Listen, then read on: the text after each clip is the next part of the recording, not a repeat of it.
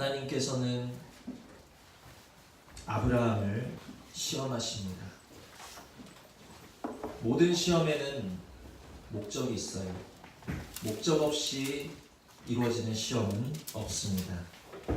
하나님이 아브라함을 시험하신 또한도 분명한 목적이 있습니다.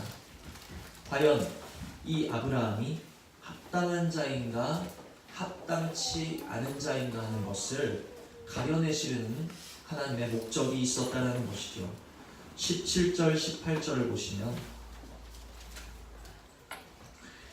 내가 내게 큰 복을 주고 내 씨가 크게 번성하여 하늘의 별과 같고 바닷가의 모래와 같게 하리니 내 씨가 그 대적의 성문을 차지하리라. 또 내 씨로 말미암아 천하 만민이 복을 받으리니. 그러니까 아브라함에게 무엇을 시험하려고 하셨는가? 과연 이 아브라함이 큰 복을 받기에 합당한 자인가? 이 아브라함이 과연 큰 민족을 이루기에 합당한 자인가? 이 아브라함이 과연 축복의 통로로서 하나님께 쓰임받기에 합당한 자인가 하는 그 합당한 자인지 합당치 않은 자인지 하는 그런 것들을 가려내시기 위한 목적으로서 하나님께서는 아브라함을 시험하고 계십니다. 하나님이 복 주시고 또 하나님이 쓰시기에 합당한 자인지 아닌지를 가려내려고 하셨다는 것이죠. 하나님께서 아브라함을 시험하신 것과 같이 예수님은 또한 제자들을 시험하셨습니다. 사람들은 나를 누구라고 하는가? 선지자 중에 한 사람이라고 합니다. 그러면 너희는 나를 누구라 하느냐? 예수님의 이 질문은, 이 시험의 목적은 과연 이 제자들이 예수님께서 천국 열쇠를 맡기기에 합당한 자들인가 하는 것을 분별하시기 위한 질문이셨고 시험이었다는 거예요. 이 시험 앞에서 베드로는 주는 그리스도시요 살아계신 하나님의 아들이십니다라는 이 신앙 고백을 통해서 결국 천국 열쇠를 받게 되었다는 것이죠. 이처럼 믿음의 선진들 아브라함과 제자들뿐만이 아니라 여러 많은 믿음의 선진들을 시험하셨던 하나님께서는 오늘 저와 여러분을 또한 시험하시는 줄 깨달으시기를 바랍니다. 시험은 크게 두 가지입니다. 첫째는 아는 것을 시험하십니다. 과연 너희들이 주는 그리스도시요 살아계신 하나님의 아들이시라는 것을 아느냐? 내가 그와 합하여서 십자가에 죽은 것을 아느냐? 또한 내 안에 예수 그리스도께서 사시는 것을 아느냐? 아는 것에 대한 시험을 하신다라는 거예요. 고린도후서 13장 5절을 보시면 너희는 믿음 안에 있는가 너희 자신을 시험하고 너희 자신을 확증하라. 예수 그리스도께서 너희 안에 계신 줄 너희가 스스로 알지 못하느냐? 아느냐라는 거예요. 우리 안에 예수가 계시다라는 것을, 예수의 생명이 우리 안에 있다는 것을 아는 것에 대한 시험이 먼저 저와 여러분을 기다리고 있다라는 것입니다.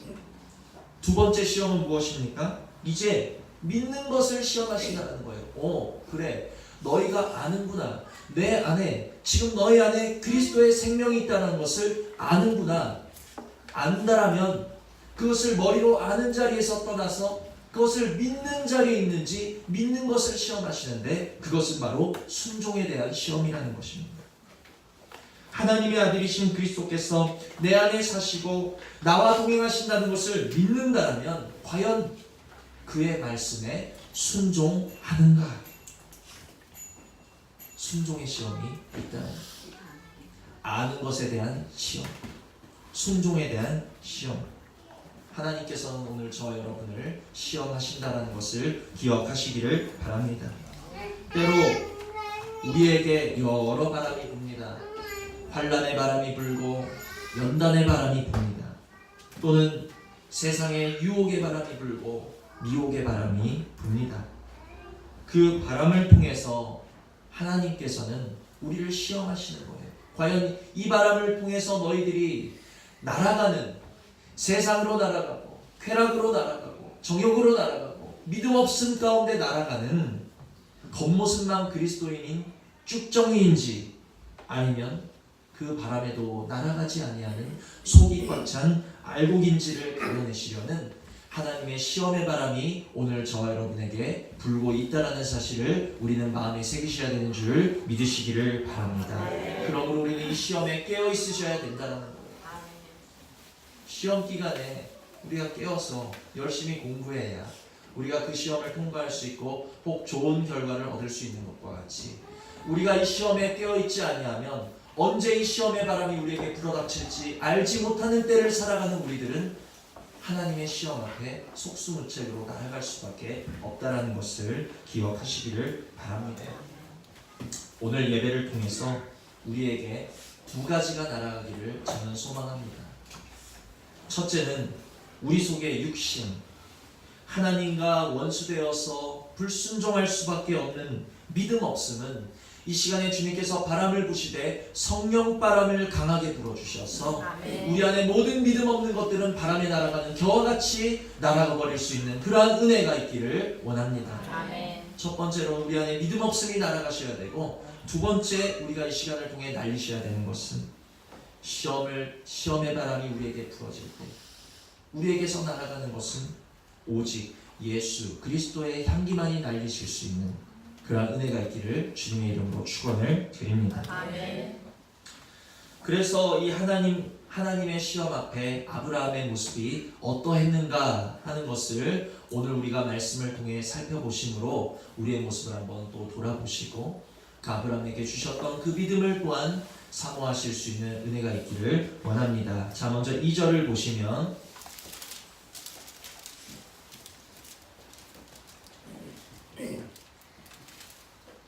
2절 다 같이 읽어보십니다. 시작. 여호와께서 이르시되 내 사랑하는 독자 이삭을 데리고 모리아 땅으로 가서 내가 내게 일러준 한 산 거기서 그를 번제로 드리라. 아멘. 그 사랑하는 아들을 번제로 드리라는 하나님의 시험 앞에 아브라함의 모습은 어떻습니까? 3절을 보니까 아브라함이 아침에 일찍이 일어나. 첫째, 아브라함은 하나님의 시험 앞에 지체하지 않는 모습을 보여주고 있다는 것입니다. 어떻게 내 사랑하는 아들, 하나님이 주신 그 독자를 그것도 번제로 바치라고 나에게 말씀하실 수 있습니까? 하나님 앞에 충분히 물을 만도 하고 따질 만도 한 그 시험인데 아브라함은 묻지도 않고 따지지도 않았어요. 하나님은 말씀하셨고 아브라함은 들을 뿐입니다. 아침에 일찍 일어나서 지체하지 않는 아브라함의 모습 속에서 우리는 무엇을 알 수 있습니까? 하나님이 그의 삶의 1순위라는 것을 우리는 알 수 있다는 것입니다. 하나님이 여러분의 삶의 몇 순위이십니까?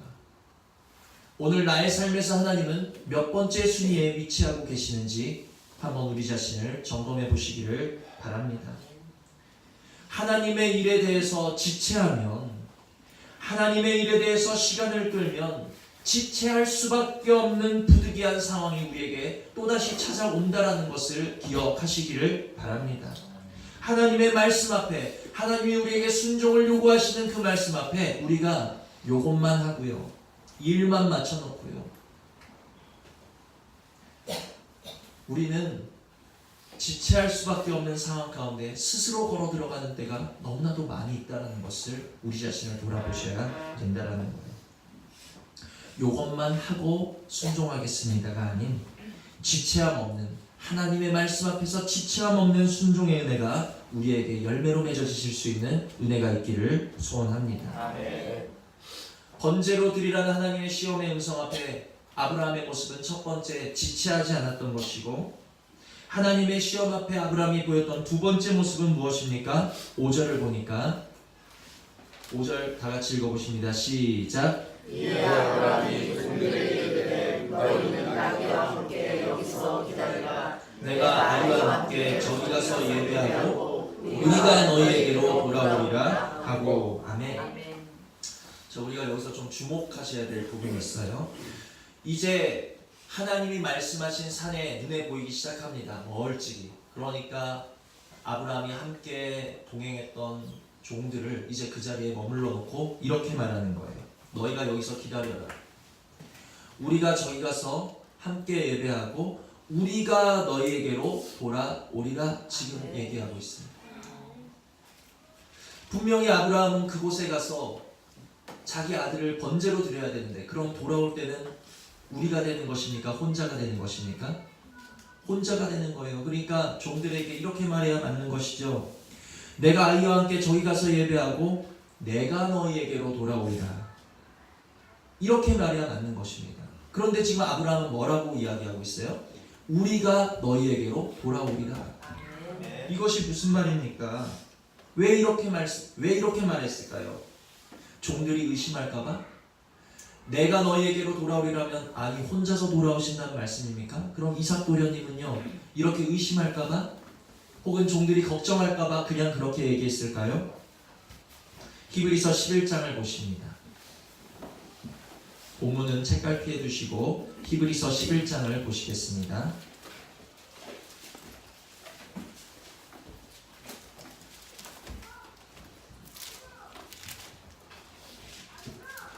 히브리서 11장 17절로 19절에는 이 당시에 아브라함의 믿음이 어땠는가 하는 것을 살펴볼 수 있는 말씀이 있습니다. 17절로 19절 우리 다 같이 읽습니다. 시작. 아브라함은 시험을 받을 때에 믿음으로 이삭을 드렸으니 그는 약속들을 받은 자로 돼 그 외아들을 드렸더니라. 그에게 이미 말씀하시기를 내 자손이라 칭할 자는 이삭으로 말미암으리라 하셨으니 그가 하나님이 능히 이삭을 죽은 자 가운데서 다시 살리실 줄로 생각한지라. 비유컨대 그를 죽은 자 가운데서 도로 받은 것이니라. 아멘. 18절 보니까 이삭을 제물로 바치기 전에 이미 하나님께서는 아브라함에게 말씀하신 바 이삭을 통해서 너의 후손들을 내가 주겠다. 하나님께서는 말씀하셨다는 거예요. 약속하셨다는 거예요. 아브라함은 하나님이 이미 말씀하셨고 이미 약속하신 그 음성을 믿었다라는 거예요. 그대로 믿었다라는 거예요. 그러자 19절 보시면 그가 하나님이 능히 이삭을 죽은 자 가운데서 다시 살리실 줄로 생각한지라. 하나님이 이미 이삭을 통해서 나에게 후손을 주시기로 약속하셨지. 그런데 오늘은 이삭을 번제로 바치라고 하시네. 그럼 이게 어떻게 된 거예요? 내가 내 아들 이삭을 번제로 죽여서 바친다 할지라도 하나님은 약속을 이루셔야 되기 때문에 그 아들 이삭을 다시 나에게로 살려서 돌려보내실 줄로 아브라함은 그렇게 믿었다는 거예요. 이게 정말 좀 이해가 안 되는 그런 믿음이에요. 상상할 수 없는 그런 믿음이에요. 하나님이 말씀을 주시기 위해서 아들을 번제로 받으시더라도 다시 그 아들을 나에게 살려서 주실 것이다. 여러분 정말 저는 이 말씀 준비하면서 전에도 알고 있었지만 정말 어떻게 이렇게 하나님의 말씀을 있는 그대로 가감없이 받아들이며 믿을 수 있을까? 상황 따라 달라지는 믿음, 시간의 흐름에 따라 변해가는 믿음이 아니라 하나님이 과거에 주신 말씀도 아브라함은 믿을 뿐더러 현재 주신 말씀에도 순종하고 있는 그러한 모습을 보여주고 있다는 것입니다. 그러니까 아브라함의 모습은 어떤 거예요? 번제로 바치라는 하나님의 말씀에 순종할 마음도 아브라함은 100%였던 거예요. 내가 이 아들을 100% 하나님께 드리리라. 그런데 이삭을 다시 살려주실 것을 믿는 믿음도 또 100%였다는 거예요. 그러니까 그 믿음이 충돌하지 않는 거예요. 하나님께 번제로 바칠 마음도 100%, 그러나 다시 살려주실 것을 믿는 믿음도 100%. 이 말씀의 핵심 포인트는 무엇입니까? 하나님이 주신 말씀을 조금도 의심하지 않았다는 거예요. 의심하지 않았다는 거예요. 말씀을 준비하면서 얼마나 많은 순간에 상황 따라 환경 따라 시간 따라 나는 믿음이 변하는 거예요. 조금만 상황이 불리해지면, 조금만 내 눈앞에 보여지는 것이 없어지면 믿음은 온데간데 없어지고 흔들리고 의심하고 쓰러지는 제 모습 앞에서 과연 아브라함에게는 어떤 은혜를 주셨고 어떤 믿음을 주셨길래 그는 받은 약속의 말씀을 조금도 의심하지 않고 하나님의 말씀을 있는 그대로 받으며 순종할 수 있는 그러한 은혜가 그에게 있었을까 하는 것을 정말 생각해 볼 때 이것이 하나님의 은혜 아니고서는 우리가 도달할 수 없는 기이한 믿음의 경지라는 것을 깨닫게 되었습니다. 그러므로 다시 본문으로 돌아오시면 지금 내가 아이와 함께 저기 가서 예배하고 우리가 너희에게로 돌아오리라 우리가 너희에게로 돌아오리라 하는 이 아브라함의 말은 종들의 의심을 사지 않으려거나 그냥 했던 말이 아닌 내가 저기 가서 이삭을 번제로 드릴지라도 반드시 다시 이삭을 내게 주셔서 함께 산을 내려오실 줄 믿었던 아브라함의 신앙의 고백이었다라는 것을 기억하시기를 바랍니다. 오늘 우리에게 아브라함과 같이 하나님의 말씀이 임할 때 첫 번째, 지체하지 말고 그 말씀에 순종할 수 있는 아브라함에게 주셨던 그 순종의 은혜가 저와 여러분에게 임하기를 소원합니다. 하나님의 말씀이 우리에게 임할 때 두 번째, 조금도 하나님의 그 말씀을 의심하지 말고 하나님의 말씀을 온전히 믿으며 또 의지할 수 있는 아브라함에게 주셨던 그 믿음을 오늘 저와 여러분에게 주시기를 주님의 이름으로 축원을 드립니다. 아멘. 우리에게 무엇을 요구하십니까? 오늘 자녀를 요구하신다는. 아마 그때 아브라함처럼 우리 아들 중에 누군가를 번제로 드리라는 요구는 하지 않으실 거예요. 그러나 자녀를 요구하실 수 있습니다.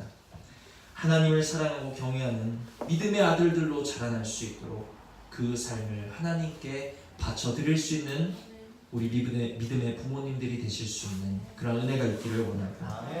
우리에게 예배를 요구하신다면 정말 지체함 없이 무엇과도 바꿀 수 없는 1순위로서 예배의 시간을 주님께 바치실 수 있는 그러한 은혜가 우리 모두에게 있기를 원하고 또한 우리에게 삶을 원하신다면 중심으로 하나님을 경외하고 사랑하는 순종의 삶으로 주님께 우리의 삶을 바치실 수 있는 그러한 은혜가 우리 모두에게 있기를 원합니다.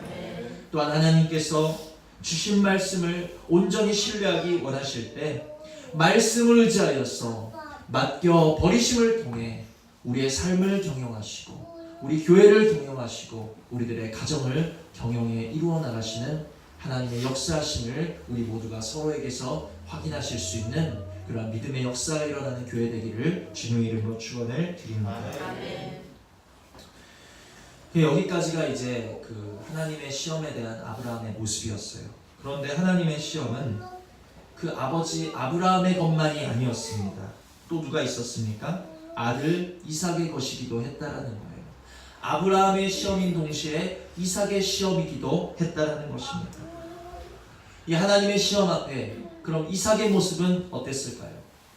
그 아버지 아브라함은 하나님의 시험 앞에서 지체하지 않았고 하나님의 말씀을 조금도 의심하지 않으므로 믿고 순종하는 모습을 보였다면 하나님의 시험 앞에 이삭은 또 어떤 모습으로 임하고 있는가? 아마 이삭은 그것이 시험인 줄 몰랐을 거예요. 아버지와 함께 하나님을 예배하러 가는 그 길이 자신의 인생에 있어서 가장 큰 시험이 되리라고는 아마 생각하지 못했을 것입니다. 그냥 내가 오늘 아버지와 특별한 예배를 드리러 가는구나 이렇게 생각하면서 가지 않았을까요? 여기서 우리 모습을 볼 수 있습니다. 우리를 인도하시는 하나님의 의중을 모른 채 우리를 인도하시는 하나님의 뜻을 모른 채 그저 눈에 보이는 대로 받아들이고 해석할 수밖에 없는 것이 우리들의 모습이라는 거죠. 7절을 보시면 이삭이 그 아버지 아브라함에게 말하여 이르되 내 아버지여 하니 그가 이르되 내 아들아 내가 여기 있노라. 이삭이 이르되 불가나무는 있거니와 번제할 어린 양은 어디 있나이까. 오늘 말씀 제목입니다. 어디 있나이까. 이제 이삭이 물어보는 거예요. 아빠 왜? 불은 아빠 손에 있고 지금 땔감은 제가 등에 지고 있는데 지금 하나님께 예배하러 가는 길에 가장 중요한 죽음으로 바쳐져야 될 그 재물 어린 양은 어디 있나요? 이삭이 이렇게 물어보는 거예요. 바쳐져야 될 어린 양, 죽어야 될 그 어린 양은 어디 있나요? 이것이 오늘 저의 모습이고 여러분의 모습이라는 것을 말씀을 통해 깨달으실 수 있었으면 좋겠습니다. 이삭이 그 아버지에게 묻는 것처럼 오늘 저와 여러분도 하나님께 수시로 물어보기를, 하나님 앞에 죽어야 될 것은 어디 있습니까? 지금 이삭은 그 재물이 자기일 거라고 생각하지 못하고 있는 거예요. 재물은 어디 있나요? 어린 양은 어디 있나요? 내가 죽어야 된다는 것을 이삭은 모르고 있다는 거예요. 우리는 이렇게 기도하죠. 이 가정에 있어서 변해야 될 사람이 누구입니까? 이 교회에 있어서 변해야 될 사람이 누구입니까? 이 가정에 있어서 거듭나야 될 사람이 누구입니까? 이 교회에 있어서 헌신해야 될 사람이 누구입니까? 이삭과 같이 묻는 거예요. 내가 죽어야 되고 내가 변화되어져야 될 것은 모른 채 나 외에 다른 존재가 죽어야 하고 나 외에 다른 존재가 바쳐져야 될 줄로 알고 있는 그 모습이 오늘 저 여러분의 모습이라는 것이죠. 오늘도 하나님이 두신 자리에서 십자가에 죽어야 될 사람이 누구입니까? 나라는 거예요. 이삭 본인이라는 것입니다. 오늘 저와 여러분이 하나님 앞에서 죽어야 된다는 것을 기억하시기를 바랍니다. 내가 바로 십자가에 죽어야 될 한 사람이고 내가 바로 하나님 앞에서 변화받아야 될 한 사람이라는 거예요. 나를 제외한 내 옆에 누군가가 아니라 내가 죽어야 한다는 것을 깨달으실 수 있는 은혜가 있기를 원합니다. 이삭이 본인이 재물이었다는 것을, 본인이 죽어야 한다는 것을 언제 알았습니까? 여행의 중간에 알았나요? 아니에요. 그 산을 다 올라갈 때까지도 몰랐어요. 그리고 제단을 쌓을 때까지도 몰랐어요. 나무를 버려둘 때까지도 몰랐어요. 마지막 순간에 그는 자신의 손을 묶는 아버지의 모습을 통해서 내가 죽어야 되는 것이었구나. 마지막의 순간에 알았다라는 거예요. 여기에 은혜가 있습니다. 길을 가는 중간에는 내가 죽어야 되는 줄 몰라요. 그러나 내가 죽어야 되는 사람이었다면, 내 옆 사람이 죽는 것이 아닌 내가 죽어야 하고 내 옆 사람이 변해야 될 것이 아닌 내가 변해야 되고 오늘 내가 십자가 앞에 바쳐져야 될 사람이라는 것을 우리가 깨달으신다라면 우리는 시험의 끝자락에 와 계시다라는 사실을 기억하시기를 바랍니다. 네가 죽어야지, 네가 변해야지. 아직 여정이 한참 남습니다. 내가 죽어야지, 내가 죽어야 끝나는 거구나, 내가 변해야 끝나는 거구나. 내 옳은 것이 죽고 내 감정이 죽고 내 고집이 죽고 내 주장이 죽고 내 아집이 죽어야 끝나는 거구나 하는 것을 우리가 받아들일 때, 우리가 깨닫게 될 때 비로소 이 시험은 끝을 내게 된다는 사실을 기억하시기를 바랍니다. 내가 죽을 때 주님이 일하신다는 거예요. 요게벳이 석 달 동안 그 아름다운 아이를 숨겼습니다. 그러나 석 달이 되어서 어떻게 했습니까? 더 이상 숨길 수가 없으니까 아이를 갈상자에 담아서 강물에 띄어보냈다는 거예요. 그때 하나님이 그를 건지셨다는 것을 기억하실 수 있는 저와 여러분 되기를 원합니다. 내가 죽을 때, 내가 십자가에 내려놓아질 때, 내가 재물이라는 사실을 깨달을 때, 내가 죽어야 이 시험이 끝난다라는 사실을 우리가 깨달을 때 하나님이 일하기 시작한다는 것을 기억하시기를 바랍니다. 그래서 아브라함의 믿음의 순종, 그리고 이삭의 그 바쳐짐으로 인해 그들은 마침내 시험을 통과할 수 있었고, 12절을 보니까 사자가 이르시되 그 아이에게 내 손을 대지 말라, 그에게 아무 일도 하지 말라. 내가 내 아들 내 독자까지도 내게 아끼지 아니하였으니 내가 이제야 내가 하나님을 경외하는 줄을 아노라. 경외한다라는 것은 쉬운 일이 아닙니다. 경외한다라는 것은 하나님의 말씀을 믿는다는 것이고, 경외한다라는 것은 하나님의 말씀에 지체하지 않고 순종한다라는 것이고, 나아가 경외한다라는 것은 내가 하나님 앞에서 죽어야 한다라는 것을 깨닫는 것을 의미하는 것이죠. 경외하는 자라는 확증을 그들이 얻은 것처럼 오늘 행복한 교회 모든 성도님들, 하나님 앞에서 하나님을 경외하는 자 되실 수 있는 은혜와 축복이 있기를 주님의 이름으로 축원을 드립니다. 말씀을 정리하면, 우리 안에 그리스도께서 생명으로 살아계심을 믿을 때 우리는 비로소 지체하지 않고 말씀에 순종할 수 있게 될 줄 믿습니다. 또한 날마다 나를 십자가에 드림으로써 시험을 통과하는 알곡이요, 또 하나님을 경외하는 자리에 우리가 있게 되는 비결은 바로 우리 안에 예수가 살아계셔야 된다는 것. 그가 우리를 믿음의 길로, 믿음의 여정을 갈 수 있는 힘과 은혜를 주시는 분이시기 때문이라는 것입니다.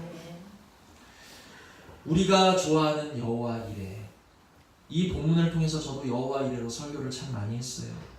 그러나 이 여호와 이레의 축복은 결국 믿음으로 순종하고 죽음으로 시험을 통과한 하나님의 자녀들이 누리는 것이지 아무나 받을 수 있는 축복이 아니라는 것을 기억하시기를 바랍니다. 그러므로 우리 행복한 교회 모든 성도님들은 이 여호와 이레의 축복과 은혜를 받아 누리실 수 있는, 하나님 경외하는 자리에 들어가실 수 있는 은혜가 있기를 주님의 이름으로 축원을 드립니다.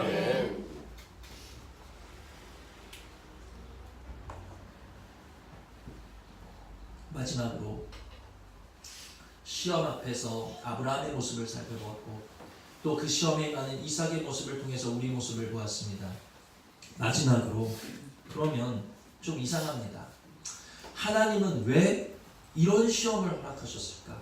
하고 많은 시험 중에 내 재물을 바치라, 내 재산을 바치라든지 여러 가지 시험이 있잖아요. 그런데 왜 다른 것도 아닌 아들을 바쳐라라는 이런 기막힌 시험을 허락을 하셨을까? 다시 2절을 보시면, 여호와께서 이르시되 내 아들, 내 사랑하는 독자 이삭. 하나님은 아셨어요. 이삭이 그의 사랑하는 아들, 목숨과도 바꿀 수 없는 아들이라는 것을 아셨다는 거예요. 그 아들이 얼마나 사랑스러운 아들인지, 그 아들이 눈에 넣어도 아프지 않은, 사랑할 수밖에 없는 아들인지를 하나님은 얼마나 귀한 독자인지를 모르셔서 시험하셨을까요? 아셨다라는 거예요. 하나님이 어떻게 아실 수 있었을까요? 하나님이 이렇게 말씀하시는 거예요. 내 사랑하는 독자 이삭이 있지? 네가 그 아들 사랑하는지 어떻게 아냐고? 나에게도 아들이 있거든. 내가 너무너무 사랑하는 독자 아들 예수 그리스도가 나에게도 있거든. 하나님께도 독자가 있으셨다는 거예요. 12절 13절 보시면, 사자가 이르시되 그 아이에게 내 손을 대지 말라, 그에게 아무 일도 하지 말라. 내가 내 아들 내 독자까지도 내게 아끼지 아니하였으니 내가 이제야 내가 하나님을 경외하는 줄을 아노라. 아브라함이 눈을 들어 살펴본즉 한 순양이 뒤에 있는데 뿔이 수풀에 걸려 있는지라. 아브라함이 가서 그 순양을 가져다가 아들을 대신하여 번제로 드렸더라. 아브라함을 아끼셨고, 또 아브라함이 사랑했던 이삭을 아끼셨던 하나님은 이삭 대신에 무엇을 예비하셨습니까? 순양을 번제로 예비하셨어요.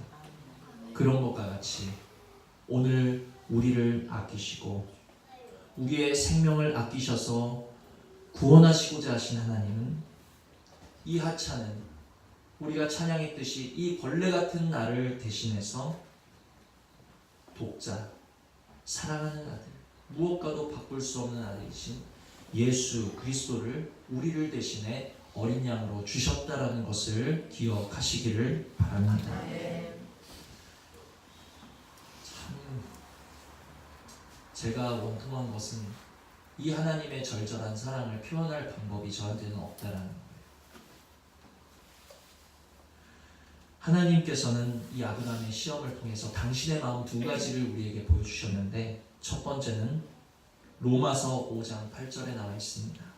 우리가 아직 죄인 되었을 때에, 우리가 죄인 되었고 우리가 연약하고 무가치하고 쓸모없고 불순종하고 하나님보다는 마귀에 더 근접한 그러한 죄인 되었을 때에 그리스도께서 우리를 위하여 죽으심으로 하나님께서 우리에 대한 자기의 사랑을 어떻게 해요? 확증하셨느니라. 아멘. 사랑하는 독생자를 십자가에 보내시기까지라도 나는 너를 살려야만 했어. 사랑하는 아들 독자를 이 땅에 보내면서까지 나는 너를 내 아들로 맞아들여야 했어 하는 하나님의 그 한없으신 사랑, 이해 불가능한 사랑을 나타내셨다라는 것입니다. 아멘. 이 사랑을 우리가 조금이라도 안다라면 글쎄요,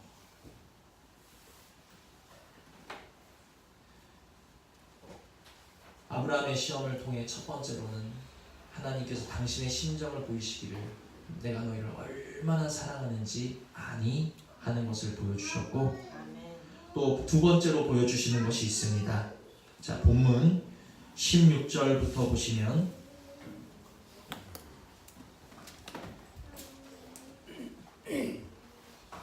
이르시되 여호와께서 이르시기를 내가 나를 가리켜 맹세하노니 내가 이같이 행하여 내 아들 내 독자도 아끼지 아니하였은즉 내가 내게 큰 복을 주고 내 씨가 크게 번성하여 하늘의 별과 같고 바닷가의 모래와 같게 하리니 내 씨가 그 대적의 성문을 차지하리라. 또 내 씨로 말미암아 천하 만민이 복을 받으리니. 아멘. 자, 두 번째 이 시험을 통해 우리에게 보여주신 하나님의 마음은 무엇입니까? 여기서 내 씨라는 것은 누구의 씨예요? 아브라함의 씨예요. 이삭을 통한 아브라함의 후손들을 의미하고 있습니다. 독자를 아끼지 아니하였던 아브라함의 씨가 이런 축복을 받을 것이다 하는 것을 말씀하심을 통해서 독자를 아끼지 아니하신 하나님의 씨가 또한 이렇게 번영하고 승리하고 축복의 통로가 될 것임을 나타내 보이고 계시다. 아멘. 그러면 이사야 53장 10절을 보니까 여호와께서 그에게 상함을 받게 하시기를 원하사 질고를 당하게 하셨은즉 그의 영혼을 속건제물로 드리기에 이르면 그가 무엇을 봐요? 씨를 보게 되며 씨를 보게 되며. 그러니까 지금 이 본문은 아브라함이 그 씨로 인해서 받을 축복을 말씀하시는 동시에 아들이신 예수 그리스도를 우리에게 보내주심을 통해서 예수 그리스도의 생명을 받은 하나님의 씨인 누구입니까? 저와 여러분이 받을 축복에 대해서 말씀하고 계시다라는 것을 깨달으시기를 바랍니다. 아멘. 오늘 하나님의 씨가 누구냐는 거예요. 십자가에서 그 피로 사신 오늘 저와 여러분인 줄 깨달으시기를 바랍니다. 아멘. 피로 사신 우리들에게 어떤 축복이 예비되어 있습니까? 17절 보니까 내가 내게 큰 복을 주고 내 씨가 크게 번성하여. 우리들은 첫째 번성할 자들이라는 것을 믿으시기를 바랍니다. 네. 번성할 자들이라는 거예요. 영육 간의 지경이 넓어질, 우리는 그리스도로 인하여서 번성할 자들이라는 것을 기억하시기를 바랍니다. 네. 두 번째, 하늘의 별과 같고 바닷가의 모래와 같게 하리니 내 씨가 그 대적의 성문을 어떻게 해요? 차지하리라. 아멘. 우리는 마귀와의 싸움에서 마침내는 승리할 승리자들이 될 것이라는 것을 기억하시기를 바랍니다. 네. 오늘의 패배, 오늘의 실패에 너무 마음에 두지 마세요. 너무 마음에 두지 마세요. 우리가 그리스도로 인하여서 승리할 것을 바라보시면서 믿음의 눈으로 주님을 바라보실 때 우리의 마음에 바울과 같이 안심이 찾아오게 될 줄 믿습니다. 아멘. 마지막으로 18절 보시면 또 내 씨로 말미암아 천하 만민이 복을 받으리니. 아멘. 두신 자리를 그리스도의 생명의 빛으로 비추며 그리스도의 향기로 물들을 우리는 축복의 통로가 마침내 될 것이다. 무엇으로 인해? 그리스도의 생명으로 인해. 우리는 주님의 씨이기 때문에 이 일이 우리 삶에 이루어질 수밖에 없다는 것을 기억하시기를 바랍니다. 그러므로 아브라함의 시험을 통해서 하나님은 우리에게 두 가지 하나님의 의중을 보이셨어요. 첫째는 내가 너희를 얼마나 사랑하는 줄 아니? 그 사랑하는 아들을 맞바꿔서까지라도 나는 너희들을 자녀 삼아야 했단다는 하나님의 그 사랑을 보이셨고, 내가 너무너무 사랑해서 아들의 생명을 통해 너희들을 구원하였는데 내가 어찌 너희들을 망하게 하겠느냐?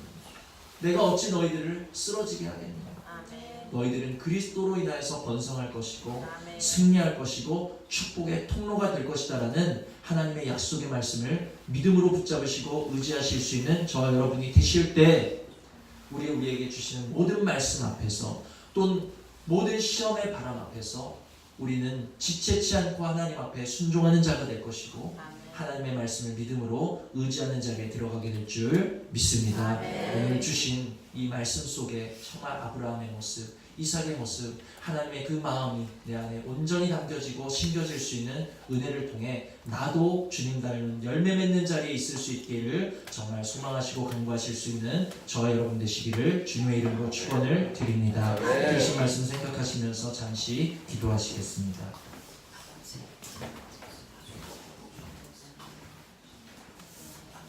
아멘.